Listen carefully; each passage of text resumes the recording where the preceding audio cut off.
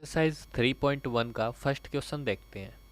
First question में क्या है, हमारे पास ये एक मैट्रिक्स गिवन है, ठीक है, और ये हमसे क्वेश्चन किए गए हैं इस मैट्रिक्स से। तो फर्स्ट क्वेश्चन क्या किया गया है, देखो, the order of the matrix, हमें इस मैट्रिक्स का ऑर्डर बताना है। तो मैट्रिक्स का ऑर्डर कैसे बताते हैं ये हम बताते हैं नंबर ऑफ रो को जब मल्टीप्लाई में लिखा जाता है नंबर ऑफ कॉलम के, तो वो हमारा क्या हो जाता है, ऑर्डर ऑफ द मैट्रिक्स हो जाता है। ठीक है, तो इसका ऑर्डर क्या होगा, देखो सबसे पहले आप ये देखो कि नंबर ऑफ रो कितनी है, 1 2 3। हमारे पास 3 रो है यहाँ पर, ये R1 है हमारे पास फर्स्ट रो, ये R2 यानी सेकंड रो, और ये है थर्ड रो। 3 हमारे पास यहाँ पर रो है, ठीक है। फिर हमें क्रॉस का सिंबल लगाना है। फिर हमें काउंट करनी कि कॉलम कितनी, फर्स्ट कॉलम, सेकंड, थर्ड और फोर्थ। 4 हमारे पास यहाँ पर कॉलम है, तो हम लिख देंगे 3 × 4। ये हमारा इसका ऑर्डर हो जाएगा, ठीक है। नंबर ऑफ रो, क्रॉस का निशान और नंबर ऑफ कॉलम, वो हमारा ऑर्डर ऑफ द मैट्रिक्स होता है। फिर देखो क्या पूछा है अगले में, हमें द नंबर ऑफ एलिमेंट, इसके अंदर कितने एलिमेंट है वो हमें बताना है। जब आप ऑर्डर की गुना करवा देते हो, जैसे 3 और 4 की मल्टीप्लाई करवा देते हो, तो आपके पास आता है 12। तो जितने भी एलिमेंट है वो हमें मिल जाते हैं। इसका मतलब क्या है, इस मैट्रिक्स के अंदर हमारे पास 12 एलिमेंट, आप काउंट भी कर सकते हो, 1 2 3 4 5 6 7 8 9 10 11 12, ठीक है। तो 12 हमारे पास इसके अंदर एलिमेंट है। आप ऑर्डर की आपस में जब मल्टीप्लाई करवाओगे, यानी number of row into number of column करोगे, तो आपके पास आ जाएगा कि टोटल एलिमेंट कितने उस मैट्रिक्स के अंदर। अब नेक्स्ट हमें क्वेश्चन क्या किया गया, देखो हमें क्वेश्चन किया गया है कि A13 वाला एलिमेंट बताओ। हमें प्लेस बताना है कि A13 पर कौन सा एलिमेंट होगा। 1 का मतलब यहाँ रो से है और 3 का मतलब कॉलम से, यानी ऐसा एलिमेंट बताओ जो फर्स्ट रो में है और थर्ड कॉलम में। तो फर्स्ट रो ये रही, थर्ड कॉलम ये रही, तो फर्स्ट रो में और थर्ड कॉलम में, तो वो कौन सा नंबर है हमारे पास, 19, हम बता देंगे, ठीक है। ऐसे ही A2n पूछा गया हमसे। 2 का मतलब है सेकंड रो और इसका मतलब है फर्स्ट कॉलम। सेकंड रो में और फर्स्ट कॉलम में कौन सा हमारे पास 35 है, तो इसको बोल देंगे 35। अब हम A33 ये एलिमेंट हमें बताना है, यानी थर्ड रो और थर्ड ही कॉलम। तो ये थर्ड रो रही और ये थर्ड कॉलम रही, इसके अंदर क्या हमारे पास -5, तो यहाँ लिख देंगे -5, ठीक है।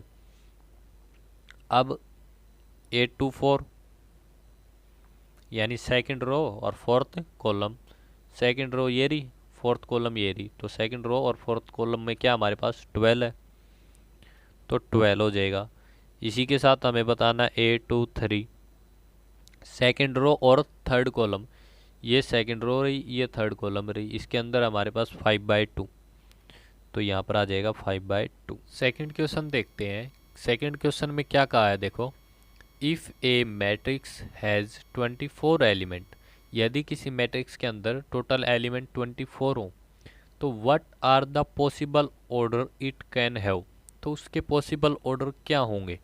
What if it has 30 element, और उसके अंदर 30 एलिमेंट होंगे तो उसके ऑर्डर क्या होंगे, ये हमें बताना है, ठीक है।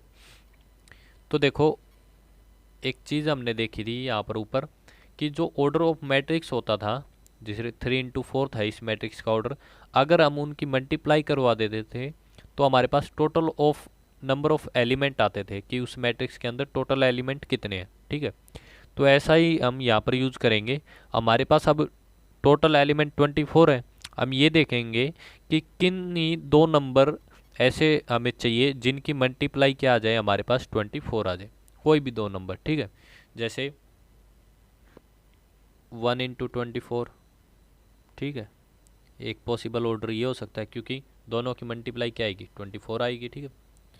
और क्या हो सकता है, 2 × 12, ये भी हो सकता है, 3 × 8 हो सकता है, 4 × 6 हो सकता है, ठीक है। और क्या हो सकता है, इनके उल्टा भी हो जाएगा हमारे पास, जैसे 24 × 1, ठीक है, और 12 × 2, इन सबको उल्टा कर दो वो भी होगा। और 8 × 3, ठीक है, और 6 × 4, ये इसके हमारे पॉसिबल ऑर्डर आ जाएंगे। ठीक है, आपको कुछ नहीं करना, टोटल एलिमेंट दिए हैं, उसके फैक्टर देखने आपको, यानी उनकी ऐसे दो नंबर देखने जिनकी मल्टीप्लाई क्या आ जाए 24 आ जाए। ठीक है, वो हमारा पॉसिबल ऑर्डर हो जाएगा। अब अगर 30 एलिमेंट होंगे तो उसका पॉसिबल ऑर्डर क्या होगा, एक तो 1 × 13 होएगा और एक 13 × 1 हो जाएगा।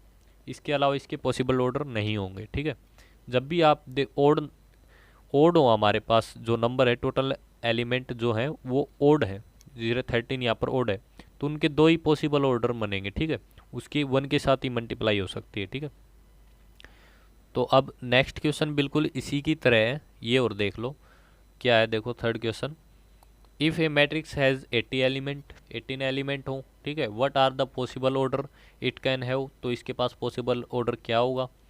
What if it has 5 element, और 5 एलिमेंट होंगे तो इसका ऑर्डर क्या होगा।